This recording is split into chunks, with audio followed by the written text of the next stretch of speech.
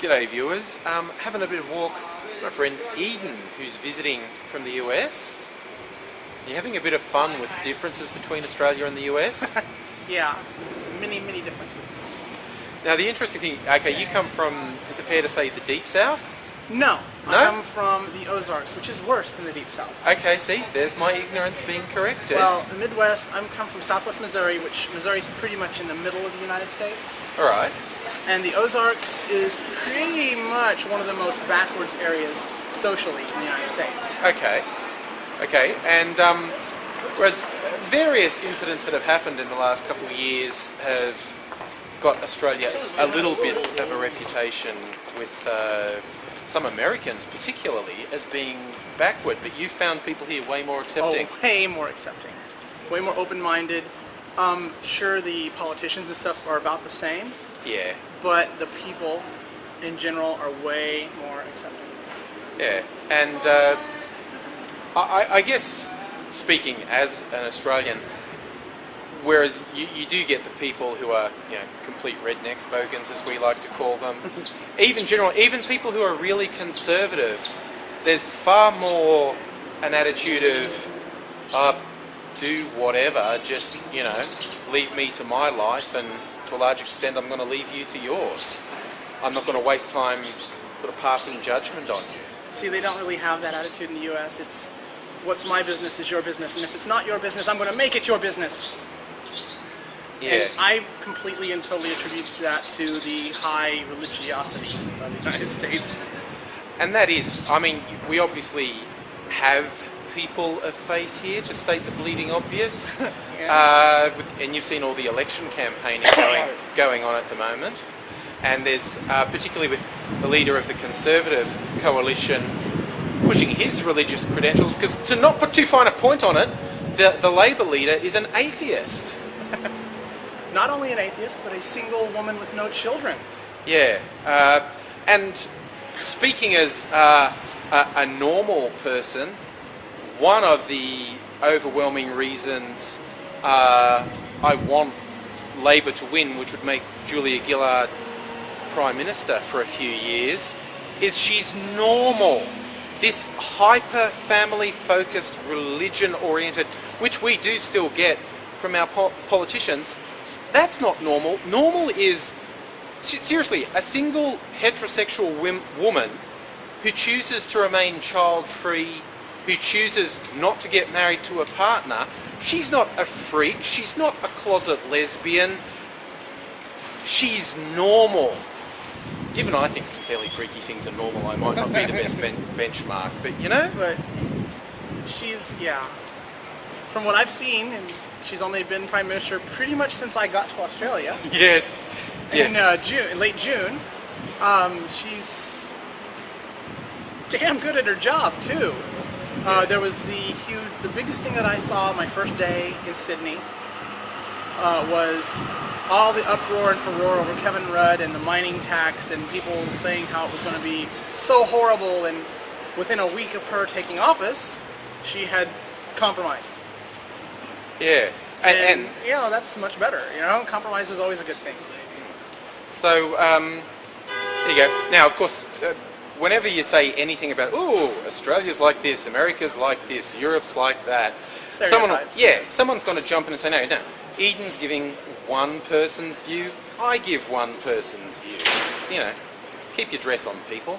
Right, so, Edeyn, we've been talking about your experiences between US and Australia in terms of acceptance, and you know a bit about acceptance and trouble getting it. How do you usually describe yourself? I am the infamous intersex, transgender, lesbian, Asian, atheist chick of the Ozarks. In other words, a little bit of an individual back where you come from. Just a bit.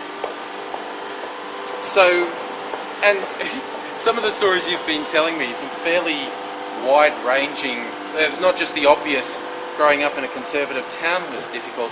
You're telling me about getting chased and beat up by lesbians.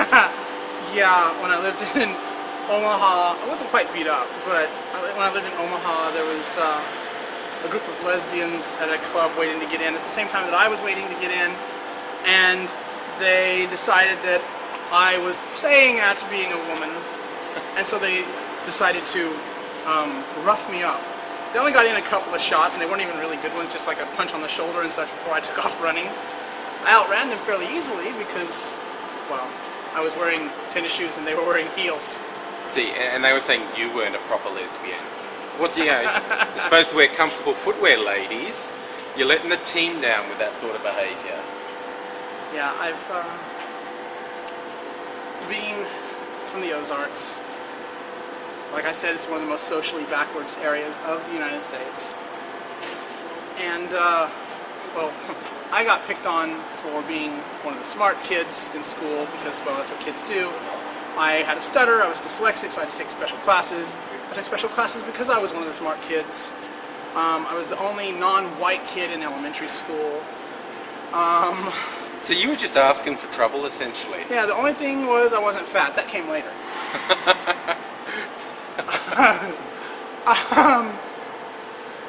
And then, of course, when I left home for college the first time, I came out as transgendered. Well, because I'd been hiding the fact that I was intersexed pretty much through all of middle and high school. I was the tallest kid in 5th grade because I had my growth spurt and my puberty at the same time as the other girls. Right. You know, 4 years before the boys. And everyone had been assuming you were a boy up to that point. Yep, I was just one of the biggest kids, and then I didn't grow anymore. Right. I've been 5'7" since 5th grade. No, 6th grade. 5th grade's when I started growing. Been 5'7" since 6th grade, which is year 6. You know, kindergarten, year 6, and then we have we go to year 12 as well. We just call them slightly different things for you guys than you guys. Yeah. Yeah. Now, I've actually, because you told me your story via messages on YouTube before we met, and I have mentioned parts of your story in the video, but to me, it's the perfect illustration of why I really don't think people should get locked into definitions, because it makes people think, no, then I understand things. If I've got a solid definition behind it. Yeah, I pretty much defy definitions. Yeah, and I mean, as you say, that so many people feel so comfortable defining, you know, that's that person's sexuality is fraught enough, but then when you open people's doors to literally gender's not as cut and dried as you think it is. Gender is pretty much as much of a spectrum as anything else. In fact, according to all the research and data that's been gathered, 1.7% of all people born, that is 1 out of every 59, are not completely male or female. There's So, some if variation. you know 60 people, you know somebody like me. Yeah. They may not know it, and in fact only about 1 in 10,000 intersexed individuals know that they're intersexed.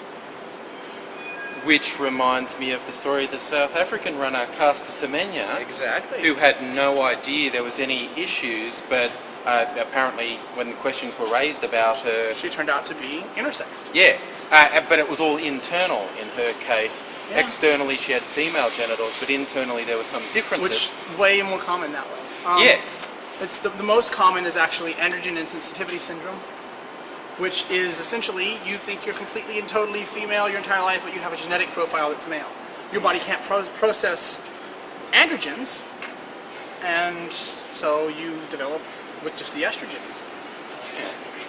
So, yeah, I thought I'd just share some of this story with you as I was sharing Melbourne with Edeyn walk around. See, you notice the analogy we're doing here? We've had colourful backgrounds to tell a colourful story, huh? We're thinking here. Clever. So, anything you'd like to say as we get to the end of the alley here, Edeyn, to sign off to the people? That pretty much I have decided that if I have my choice, I will be immigrating to Australia. It's that much more accepting. It's easier to just live with yourself here.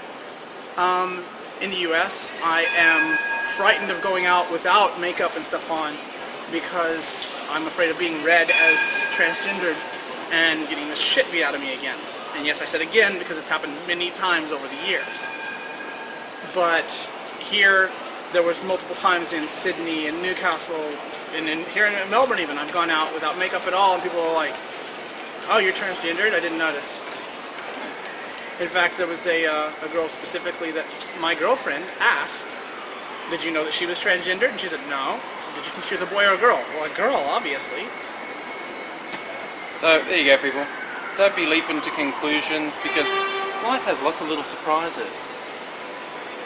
And I'll see you later.